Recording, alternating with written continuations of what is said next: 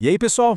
Hoje a gente vai mergulhar direto num texto milenar que, por incrível que pareça, poderia muito bem ter sido escrito ontem de manhã. Vamos fazer uma análise profunda de um verdadeiro estudo de caso sobre disfunção familiar. Sabe aquela história de conflitos familiares, mentiras e como uma péssima escolha pode causar uma ruptura absoluta? Pois é, o que a gente vai descobrir hoje é que as lutas que rolavam dentro de uma casa há milhares de anos são praticamente idênticas aos desafios que muita gente enfrenta hoje em dia.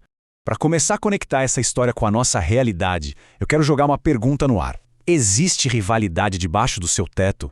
É fascinante e até meio sombrio pensar como o lugar que deveria ser o nosso porto seguro pode de repente virar um campo de batalha silencioso. Ou, em muitos casos, não tão silencioso assim, né? E indo um pouquinho mais fundo, rola aquela comparação entre filhos? O nosso material de hoje deixa super claro que quando os pais começam a medir um filho pela régua do outro, o estrago é enorme. E não é sobre quem corre mais rápido ou quem tira a nota mais alta na escola. É sobre aquela raiz gigante de insegurança que cresce assim que o favoritismo entre filhos entra pela porta da frente.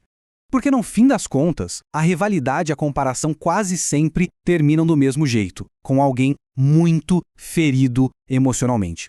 E o que prende a nossa atenção nesse estudo é ver como um texto tão antigo lida exatamente com essas dores. A gente não está falando de heróis de capa, sabe? São pessoas reais que sangraram por dentro e deixaram cicatrizes bem profundas umas nas outras.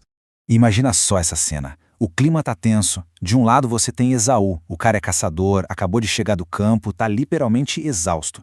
Do outro lado, o irmão dele, Jacó, segurando um prato de lentilhas que caiu como uma luva pro momento de maior fraqueza do irmão. Foi ali, no meio do esgotamento, que o oportunismo falou mais alto. Uma refeição simples, gente, que mudou o curso da história e cravou de vez o conflito entre os dois. Mas espera aí, como é que as coisas chegaram nesse ponto? Vamos dar uma olhada nas raízes dessa rivalidade familiar. O começo de tudo é um verdadeiro paradoxo. Isaac e Rebeca não conseguiam ter filhos. Então Isaac ora com muita fé e Deus responde com um baita milagre: gêmeos. Só que o texto conta que a briga entre os irmãos começou ali mesmo, dentro da barriga. E junto com isso veio uma profecia divina direto para Rebeca, dizendo que duas nações sairiam dali e que o filho mais velho serviria ao mais novo. Ou seja, já existia um plano rolando, mas que, rapidinho, ia ser muito bagunçado pelas atitudes humanas. E aqui a gente esbarra no grande erro, a atitude dos pais. Isaac tinha uma preferência escancarada por Esaú, simplesmente porque o garoto era caçador e, claro, o primogênito. Rebeca, por outro lado, morria de amores por Jacó, que era aquele filho mais caseiro que ficava pela tenda. Esse favoritismo descarado foi a semente que fez a divisão brotar. Em vez de amarem os dois por igual, eles basicamente criaram times rivais dentro da própria casa. Com o cenário montado dessa forma, a gente passa para o momento decisivo, que é o peso das escolhas. Para a gente sacar a gravidade do que vai acontecer agora, precisamos entender o que era a tal da primogenitura. Não era só ganhar um pedaço de terra a mais ou mais dinheiro no bolso. Naquela cultura, o primogênito assumia a liderança espiritual da família inteira, além de levar uma porção dupla da herança para conseguir cuidar do clã. Era um privilégio absurdo, uma bênção sagrada. Tinha um peso imenso. E é exatamente por saber o tamanho desse valor que a próxima cena é quase inacreditável. O Esaú chega do campo morrendo de fome, cansado e age por puro impulso. O imediatismo bate forte. Ele simplesmente despreza algo sagrado e vende o direito de seu primogênito para o irmão. Jacó, que não era bobo e sabia muito bem o valor espiritual da coisa, segura a comida e diz: "Só se você jurar passar o direito para mim agora." É a definição trágica de trocar um futuro eterno por alguns minutos mastigando um prato de lentilhas.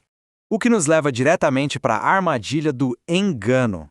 Anos depois, olha a engenharia da mentira acontecendo. Rebeca escuta o marido, Isaac, conversando escondido com Esaú. Na mesma hora, ela bola um plano totalmente desonesto para roubar a bênção e dar para o seu filho favorito. Era espiona, dá as ordens para o Jacó, vai para o fogão preparar a comida que o marido adora e arranja tudo para o filho mentir na cara dura para o próprio pai, se aproveitando do fato de que o velho Isaac já estava cego. É um nível de cálculo impressionante. O Jacó até dá uma travada, sabe? Ele hesita no começo. Mas se a gente prestar bem atenção, o medo dele não era uma questão moral do tipo, nossa, mentira é errado. O medo dele era o pai perceber a farsa pelo tato e jogar uma maldição em vez da bênção. E o que a mãe faz? Ela vira e fala, pode deixar que essa maldição caia sobre mim, e empurra o filho pra frente. Essa influência da Rebeca, toda baseada na ansiedade e na falta de confiança no tempo das coisas, foi uma receita pro desastre.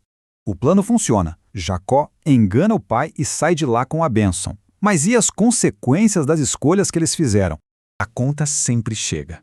E aqui as consequências foram brutais. Isaac descobre que foi feito de bobo e fica em choque. Esaú é engolido por uma amargura tão grande que decide que vai assassinar o próprio irmão assim que o pai morrer. Jacó, que agora tinha a tal da bênção, não consegue aproveitar nada. Ele vira um fugitivo, correndo apavorado para Harã. E a Rebeca? Essa talvez seja a ironia mais triste da história. Ela convence Jacó a fugir dizendo que seria só por uns dias. A verdade? Ela nunca mais botou os olhos no filho favorito dela. A família inteira se quebrou em pedaços. Mas calma, a história não acaba num beco sem saída. A gente precisa falar sobre restauração e propósito divino. Com tanta tragédia, a gente podia achar que era o fim da linha. Só que as fontes que estamos analisando hoje mostram um caminho real de esperança. Quando tem muito ciúme, mentira e confusão em casa, a amargura toma conta, igualzinho aconteceu com Esaú. Mas a grande sacada é que dá para enfrentar essa dor. É possível buscar caminhos para curar essas feridas e lutar pela restauração familiar. Mesmo quando a reconciliação imediata parece impossível, a gente precisa lidar com o ressentimento. Se não fizermos isso, a gente simplesmente repete a mesma história. E aqui tem uma verdade incrível para a gente absorver. O propósito de Deus não para por causa da nossa bagunça. Vamos ser sinceros, família perfeita não existe. Isaac, Rebeca, Jacó, Esaú, todo mundo errou feio aqui. Mas as falhas, as mentiras e a pressa humana não conseguem anular os planos maiores. Foi dessa mesma linhagem toda cheia de problemas que surgiram as 12 tribos de Israel. O poder divino pegou a história desse enganador e ao longo dos anos foi moldando, transformando e restaurando a vida dele. Para a gente amarrar esse nosso estudo de hoje, eu quero deixar uma reflexão com vocês. A gente viu o preço caríssimo do favoritismo. Viu como um simples prato de comida jogou a confiança daquela casa no lixo. Mas vimos também que o propósito final sempre prevalece. Então a grande pergunta é: o que precisa mudar hoje para a gente quebrar de vez esse ciclo milenar de rivalidade? Como podemos abrir espaço para o perdão e para uma restauração verdadeira dentro das nossas próprias casas? Pensem nisso. Um abraço, pessoal, e até a nossa próxima análise.